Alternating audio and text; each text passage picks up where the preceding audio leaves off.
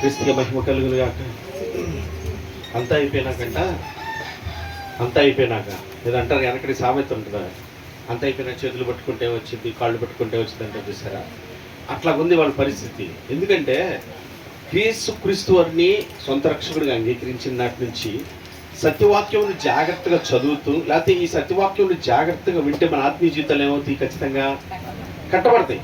అలా కాకుండా లోకంలో ఆశీర్వాదాలు వస్తాయి, దీవెనలు వస్తాయి, పిల్లలు వస్తారు, ఉద్యోగాలు వస్తారు, అయ్యి వస్తారు అని ఇంట్లో అలవాటు చేసుకొని వచ్చేపాటికి ఏమో తెలుసా, ఇళ్లలో కూడా ఏమవుతుంది, ఇట్టగే భర్త మాట వెనక, భార్య మాట వెనక, పిల్లల మాట వెనక ఆత్మీయ జీవితం కట్టుకోక బతుకంత ఎట్లాగైపోతూ ఉంటుంది, అసహ్యకరంగా హేళనకరంగా మారిపోతూ ఉంటుంది.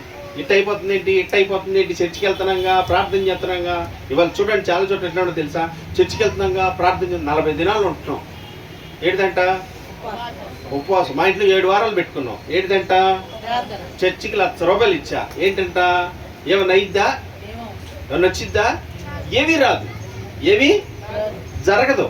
చెప్పాడు ఏమని, వివేకము కలిగి, జ్ఞానము కలిగి, కృపని పొంది సత్యమును అనుసరించి నడుచడం వల్ల మన జీవితాలు మారుతాయి. దేవుడికి స్తోత్రం కలిగి. ఎప్పుడు మారుతాయంట? జ్ఞానము కలిగి, వివేకం కలిగి, వాక్యం ఎలాగ ఉండమంటుందో అలాగ ఉంటే ఏమవుద్దంట, కృప పొంది నీ జీవితం నా జీవితము సత్యమును అనుసరించి నడిచే విధంగా మారుతుందంట. కానీ అలా బ్రతుకు మార్చుకోవటం వచ్చామని ఆలోచించే ఇట్లా మన చుట్టూ పరిస్థితులు, మన కుటుంబాలు మార్చుకోవటం వచ్చామనుకుంటున్నారు. కానీ దేవుడు మనల్ని మార్చడానికి వచ్చాడనే విషయాన్ని మర్చిపోయింది సంఘం. ఎప్పుడు ఇవాళ ఏం నేర్చుకుంటుంది సంఘం? మన జీవితాలు మారుతాయి. ఎలా మారుతాయి? మన నల్ల చొక్క వేసుకునే వాళ్ళ తెల్ల చొక్కా వేసుకుంటాము, మన నల్ల చీర కట్టే వాళ్ళ తెల్ల చీర కట్టుకుంటాము, మన ఇల్లు లేదు వాళ్ళ ఇల్లు కట్టుకుంటాము. ఇలాంటివన్నీ నేర్చుకొని వచ్చింది. కానీ అయ్యో, మన బ్రతుకులు మార్చడానికి వచ్చాడు ఆయన.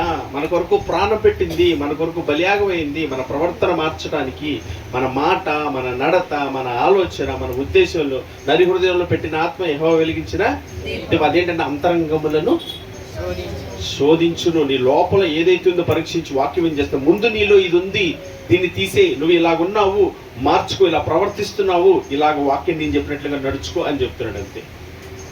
అప్పుడంటే ఆయన ఏమంటాడు తెలుసా, ఏ మేలు కొదవగా చేసేవాడు ఆయన మాట వినేవాడి కంటే ఏ మేలు కొదవా చెడు. ఏ మేలు కొదవ చేయడంటే అంటే ఆశీర్వాదాలండి మనకి అనుకుంటా అని అనుకుంటే కూడా మోసపోయిన వాళ్ళు అయిపోతారు. ఆయనంట నీ అవసరం ఏదైతే ఉందో దాన్ని తీరుస్తాడు, కానీ నీ ఆశలు తీర్చాడంట.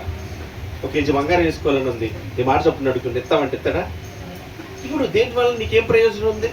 దానివల్ల ఏ ప్రయోజనము నీకు లేదు. సత్యాన్ని జాగ్రత్తగా అనుసరించాలంటే ఇదిగో ఈ వాక్యాన్ని నువ్వు చదివితే అప్పుడు ఏమొస్తుంది, జ్ఞానం వస్తుంది, వివేకం వస్తుంది. ఆయన కృప పొంది సత్యం అనుసరించేవాడిగా నువ్వు నేను ఉంటాం. దేవుని స్తోత్రం కలుగును గాక. అటు వారికి ఉందాం అనుకున్న వాళ్ళందరూ ప్రార్థన చేద్దాం. ప్రభా, ఈ వాక్యం చదివితేనే నాకు జ్ఞానం వివేకం వస్తుంది నాయన. అప్పుడు నా పరిస్థితి కాదు మారాల్సింది, నేను మారుతాను. నేను మారితే నా పరిస్థితి మారుతుంది, నా కుటుంబం మారుతుంది, అంతా మారుతుంది నాయన. కానీ నేను మార్చుకోవడానికి ఇష్టపడతలేదయ్యా.